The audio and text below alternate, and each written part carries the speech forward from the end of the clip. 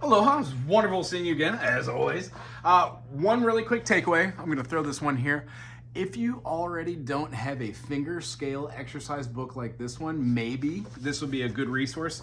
I gotta say that this one is the standard one. It's the one that I used in college, and as far as the Box Scholar, it has pretty much the best way of explaining major and minor scales for every key. What's great is it puts the G major, then the E minor, relative major, minor, then it has your harmonic minor and melodic minor, so you can just see the difference between the minors there. And then it goes into the explanation of just how to play the triad. So first inversion in each key. So G major, A minor, B minor, C major, D major, E minor, F sharp diminished. So you can get a feel on what it looks like as the D major in the second version. When you do the G major and then you also do the D major and then you also do like the C major, you get a fix on what chords have the major D major and what chords don't have the major and they have the minor. It's a great way to kind of move back and forth between the two while learning all the different scale positions of every key. It makes sense to say, okay, we get C major, that's okay, but the idea to play like something like B major and then having your B and covering your all these 1, 2, 3, 4, 5, 6, 7, 1. This is a weird scale to play, but more importantly, it's a weird one to practice.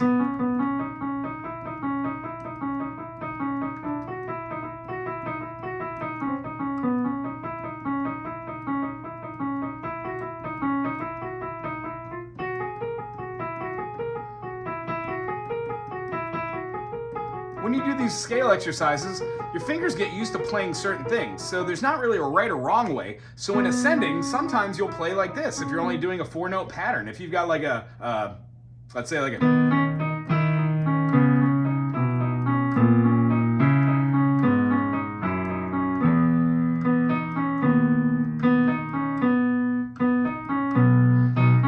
just doing like triplets, tuplet, triplet. But if you're doing more than that, that's an apertura.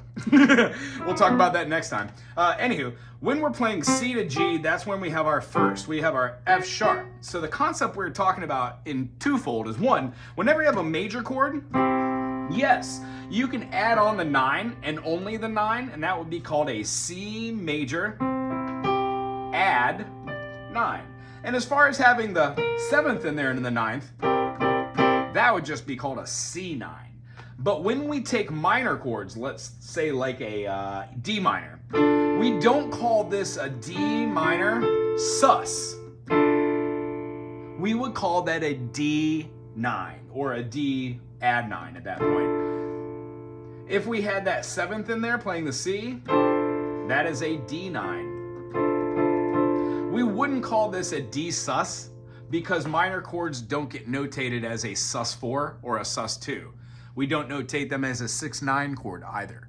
We would notate them as a minor 9 chord, minor 11, or a minor 13. And each one of those, if we play D minor, and then we add the C for the dominant, and then we have the 9, we would have either the 9, 11, or the 13. And when we play these, we can have a whole multitude of chords and feelings that are made out of these. Even inversions, you know what I mean?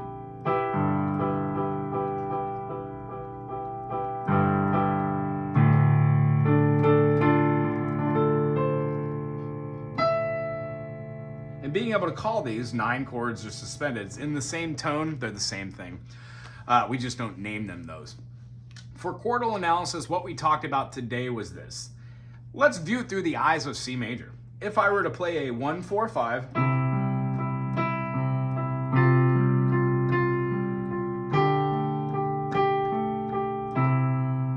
we would have the 3rd,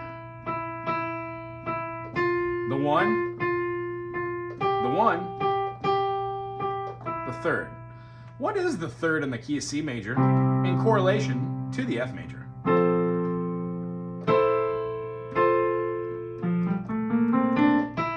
It's the 7th. What is the E in correlation to the G major? Oh, it's the minor 6. So in each one of these, that E note can work.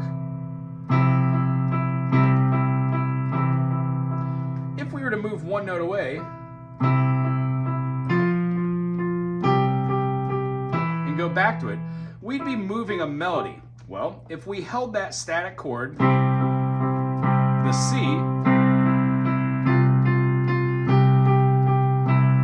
the notes that are moving in congress this way are called passing tones. When we play a note going from one note to another, that's a step. Minor second, that works.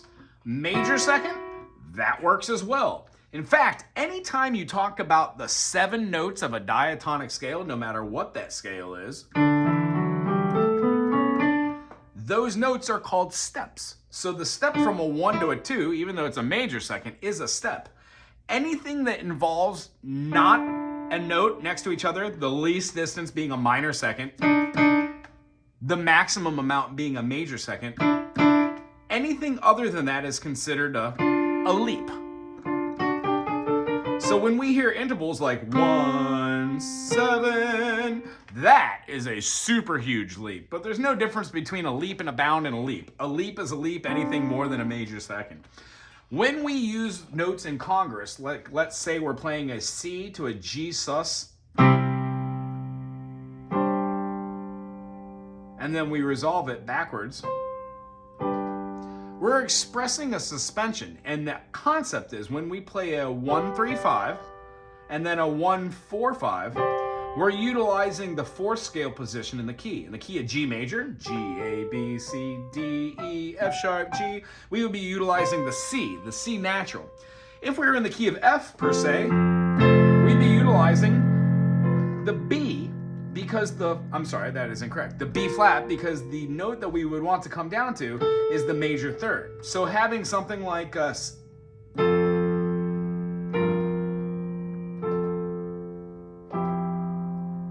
would be an F major, and you're moving your chord structure with your harmonies.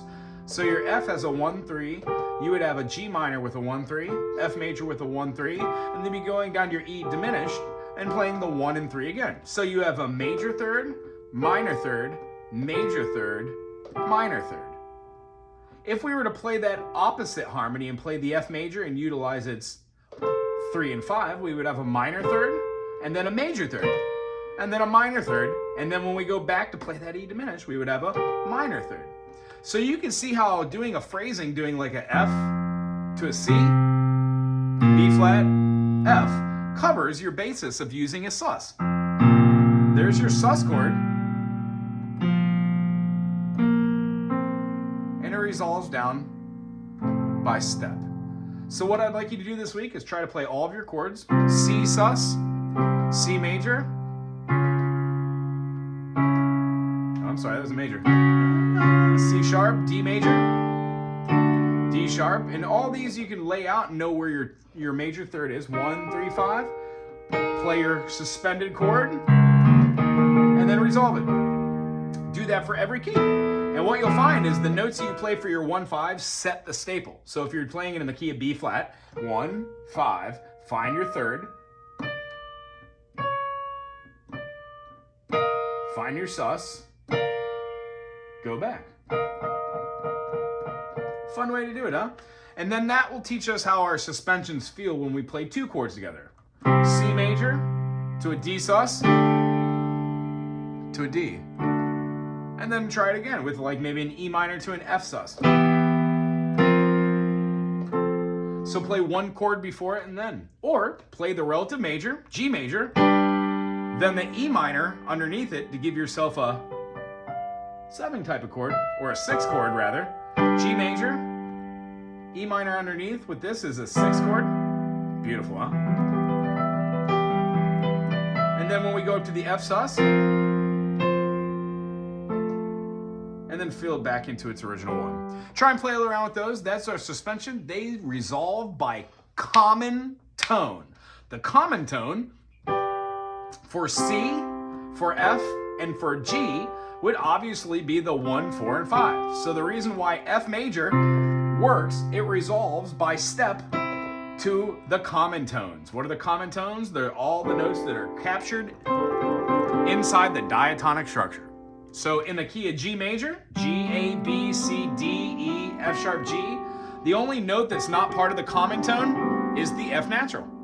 in the key of B major, when we play B, C sharp, D, E, F sharp, G sharp, A sharp, B, we're playing all the common tones.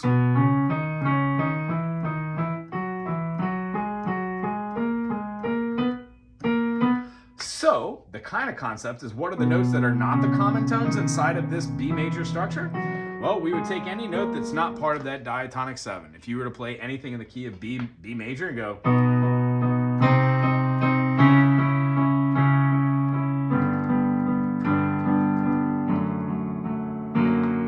those notes that I use, B major, yeah, but not a C.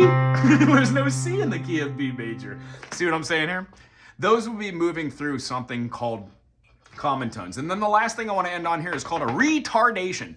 Up till now, the passing tone would have had a parentheses in your chord analysis with a lowercase p for passing tone.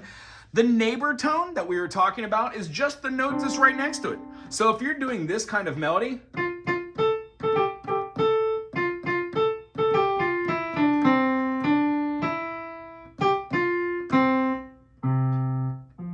you would have all notes.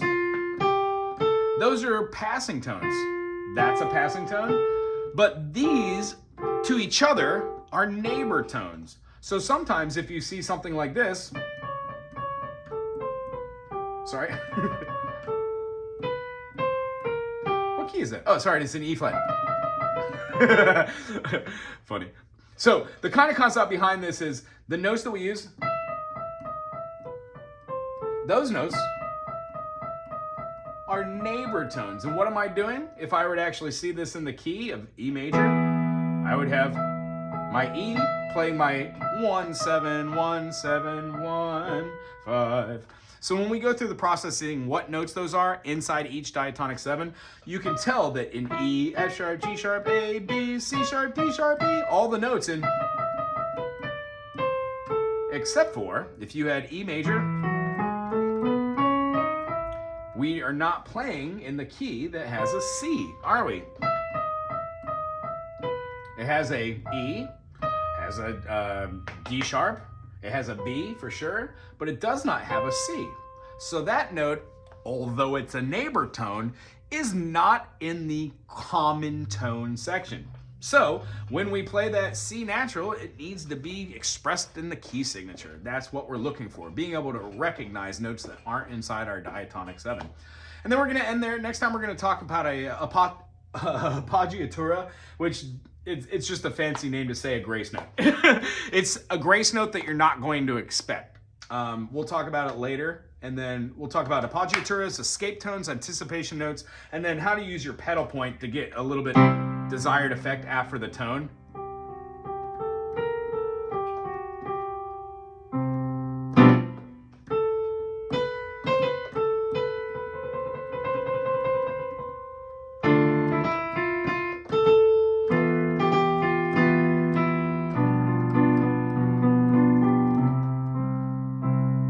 Being able to use these types of terms, a passing tone,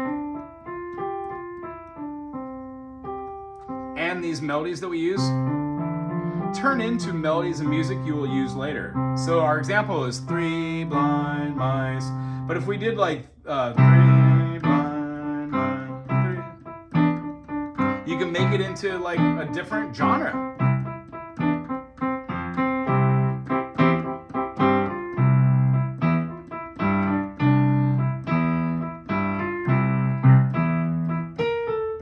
What was that?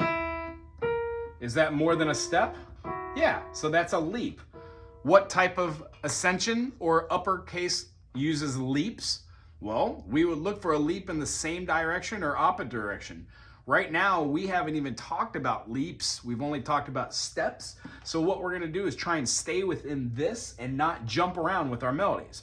This week, try and play in C major or D major or G major. Write a little ditty using suspended chords, and write a little ditty with your left hand doing something super small. Let's say C major and E, or C and E, and then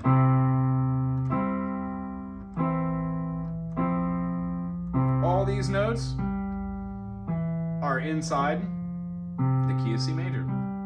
What would a suspended note over the top of this look like? And the resolution by downstep. That's what our neighbor tones and passing tones are talking about. The suspension is just calling and highlighting that this is a neighboring tone and how to analyze it in your brain so you know how to approach it and to vocally exhibit that to somebody else who's playing music. Right on, it's very good to see you today. Remember, when we do these things, we're only trying to set a foundation. All of these things are what make the preferences to play melodies later and to hear them. And if you have any questions about what an actual outlook would be, maybe try and play something in one key. So you would write something like, and then do that same thing in another key, trying to hold down harmonies, either major harmony, minor harmony, or if you dare, even play inversions. Right on. It's very good seeing you today. I'll see you next time.